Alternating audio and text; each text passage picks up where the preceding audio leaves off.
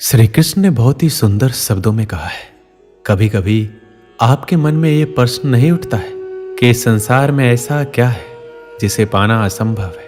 उठता है, मेरे मन में भी ये प्रश्न उठता है। फिर मैं विचार करता हूँ, क्या है इस संसार में ऐसा जिसे पाना असंभव है। धन नहीं, यश नहीं, सम्मान नहीं, प्रेम नहीं, तो फिर क्या है ऐसा जिसे पाना असंभव है। तो इसका उत्तर है अपनी स्वयं की भूल, अपना स्वयं का दोष जो कभी किसी को नहीं मिलता। और यदि किसी को मिल भी जाए तो वो व्यक्ति अपनी भूल स्वीकार करना नहीं चाहता। किंतु जो व्यक्ति अपनी भूल स्वीकार करता है, अपना दोष स्वीकार करता है, संसार में कुछ भी पाने के लिए कोई उसके सामने कोई भी बाधा नहीं रहती। इसलिए आत्मविश्वास अवश्य रखिए, प्रयास करते रहें कि आपसे कोई भूल ना हो।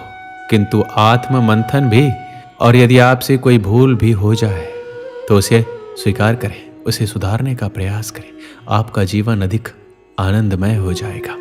श्री कृष्ण ने कहा है कि हम व्यक्ति एक कठपुतली है जो कि आते हैं इस दुनिया में और चले जाते हैं। उसके ना तो आने का समय निश्चित रहता है और ना ही जाने का समय निश्चित रहता है। एक सीमित सीमा के लिए आते हैं और इस दुनिया से चले जाते हैं। इस बात को श्री कृष्णा अपनी इन पंक्तियों में कहते हैं कि व्यक्ति मिट्टी से ही बना है और वह मिट्टी में मिल जाता है।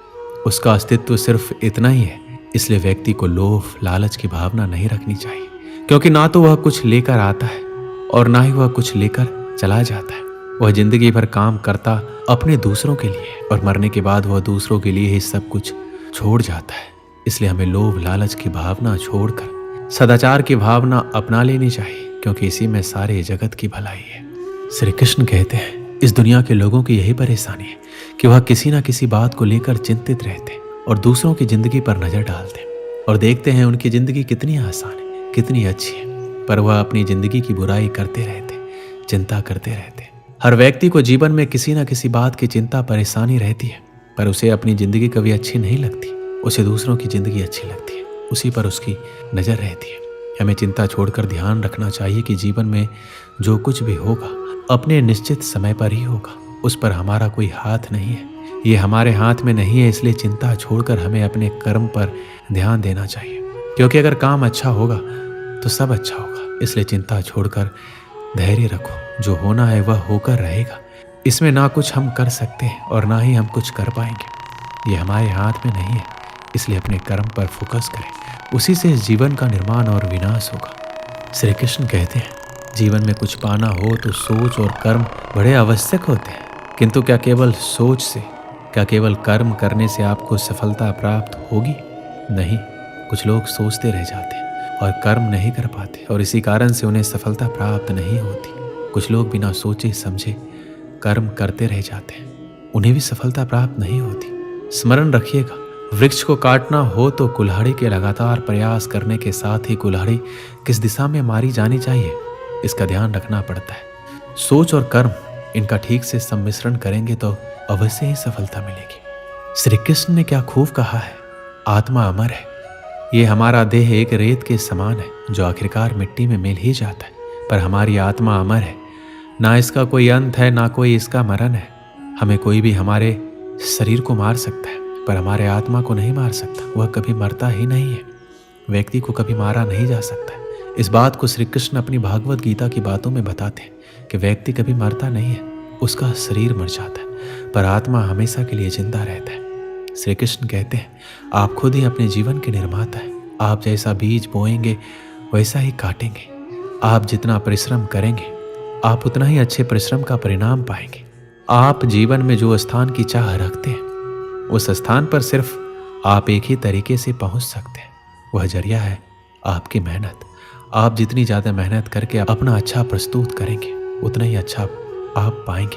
आप खुद अपने जीवन के निर्माता हैं। आप अपने जीवन को बना सकते हैं, बिगाड़ भी सकते हैं, पर लाखों लोग अपने जीवन में कुछ ऐसी आदतों को अपना लेते हैं जिससे वह अपनी राह कभी खोज नहीं पाते, वह रास्ते से भटक जाते हैं। हर एक व्यक्ति बड़े बड़े स्थान अपने जीवन में चाहता है, पर वह उसके लिए काम नहीं करता है और इसका परिणाम वह कुछ नहीं बन पाता। आपको अगर अपने जीवन में कुछ करना है तो आपको अपने जीवन का निर्माता बनना खुद पड़ेगा, उसे निर्माण करना पड़ेगा। जब तक आप नहीं सीखते तब तक आप जीवन में कुछ नहीं कर सकते।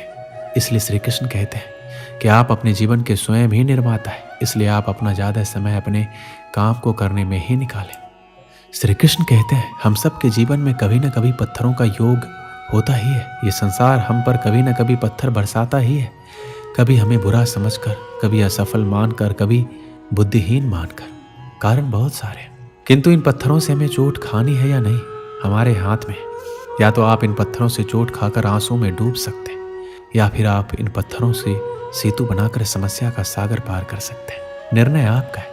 ये पत्थर प्रतीक है हमारी निंदा का, हमारी आलोचना का, और जो इस आलोचना को नकारात्मक ले गया वो केवल कष्ट ही पाएगा, और जिसने इस आलोचना को विकास का आधार बना लिया वो सफलता के शिखर चढ़ेगा। इसलिए स्मरण रखिएगा, आलोचना आपका शत्रु नहीं, आपका सबसे बड़ा मित्र है। श्री कृष्ण कहते हैं कि धर्म को अपनाना हमारे अस्तित्व में है और वही हमारी पहचान है। हम अपने धर्म से पहचाने जाते हैं, क्योंकि हमारा जितना अच्छा धर्म होगा उतना ही अच्छा हमारा आचरण होगा। अपने आचरण को सुंदर बनाने के लिए हमें अपने धर्म को और भी बेहतर बनाना पड़ेगा। ये बात है महाभारत की। उन दिनों 5 पांडव और समस्त कौरव गुरु द्रोण से धनुर्विद्या की शिक्षा प्राप्त कर रहे थे। गुरु द्रोण ने एक दिन उनकी परीक्षा लेने का विचार किया और इसी उद्देश्य से उन्हें जंगल की ओर लेकर गए। काफी दूर चलने के बाद वो जंगल में एक स्थान पर पहुंचकर ठहर गए। वहां एक ऊंचा और विशाल पेड़ था। गुरु द्रोण ने 5 पांडव और कौरव से कहा कि आज उन सबके धनुर्विद्या की परीक्षा है।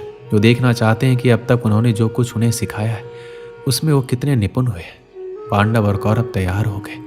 गुरु द्रोण ने पेड़ पर एक नकली चिड़िया लटका दी और सभी राजकुमारों से बोले, तुम्हें पेड़ पर लटकी चिड़िया की आंख पर निशाना साधना है। सभी तैयार हैं? पांडव और कौरव राजकुमारों ने हामी भरी। गुरु द्रोण ने सबसे पहले युधिष्ठिर को निशाना साधने बुलाया। धनुष बाण हाथ में लिए युधिष्ठिर आगे आगे। गुरु द्रोण ने पूछा, क्या तुम तैयार हो? युधिष्ठिर ने हाँ में सिर हिलाया। तब गुरु द्रोण ने पेड़ की ओर संकेत करके पूछा, बताओ तुम्हें उस पेड़ पर क्या दिखाई दे रहा है? गुरुदेव, मुझे एक बड़ा पेड़ दिखाई दे रहा है जिसकी कई शाखाएं फैली हुई है। शाखाओं पर हरे हरे पत्ते हैं। पेड़ पर चिड़ियाओं ने घोंसला बनाया हुआ है। आपने एक डाली पर एक नकली चिड़िया लटकाई है। युधिष्ठिर ने पूरा वर्णन कर दिया। गुरु द्रोण ने कहा, युधिष्ठिर तुम अभी इस परीक्षा के लिए तैयार नहीं हो, पीछे जाकर खड़े हो जाओ। युधिष्ठिर चला गया। गुरु द्रोण ने भीम को आगे बुलाया। वही प्रश्न दोहराया, बताओ भीम, तुम्हें इस पेड़ पर क्या दिखाई दे रहा है? भीम ने 2 कदम आगे जाकर वर्णन किया, मुझे ये धरती, आकाश, घना जंगल, गुरुदेव आप और ये घना पेड़, इसकी पत्तियां और इस पर लटकी चिड़ियां दिखाई दे रही है। गुरु द्रोण ने कहा, भीम अभी तुम इस परीक्षा के लिए पूरी तरह तैयार नहीं हो, पीछे जाकर खड़े हो जाओ। उसके बाद गुरु द्रोण ने एक एक करके नकुल और सहदेव तथा दुर्योधन सहित सभी कौरव राजकुमारों को बुलाया और वही सवाल किया। सबने वही उत्तर दिया, पेड़, शाखाएं, पत्ते, चिड़िया।